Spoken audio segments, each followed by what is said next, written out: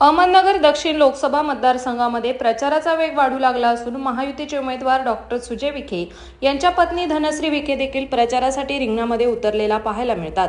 प्रभाग क्रमांक 6 Shivtirth garden, Bharat colony, भुतकरवाडी या ठिकाणी त्यांनी महिलांशी संवाद साधला।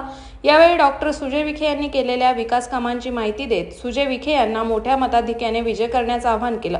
यावेळी प्रभाग क्रमांक 6च्या नगरसेविका पल्लवी जाधव यांनी कार्यक्रमाचे प्रास्ताविक केले। यामध्ये त्या म्हणाल्या की प्रभाग क्रमांक 6 मधील आलेल्या अडीअडचणी त्यांनी प्रामुख्याने सोडवल्या असून डॉक्टर सुजय विखे यांनाच मोठ्या मताधिक्याने विजय करण्याचं आवाहन यावेळी करण्यात आलं। यावेळी कार्यक्रमास माजी महापौर बाबासाहेब वाकळे, माजी नगरसेविका वंदना ताठे, प्रिया जानवे, लीलाबाई अग्रवाल आणि परिसरातील माता भगिनी उपस्थित होत्या। जय श्रीराम।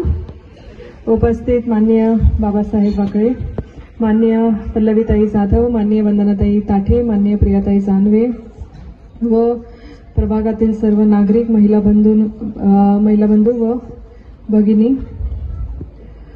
सर्वप्रथम तुम्ही सगळेजण आलात त्यासाठी तुमचं मनापासून स्वागत आणि धन्यवाद। आता डॉक्टर सुजय विखे पाटील हे आपले खासदार पुन्हा एकदा खासदारकीच्या निवडणुकीसाठी तुमच्या समोर उभे आहेत आणि आपल्याला सगळ्यांनाच माहिती आहे।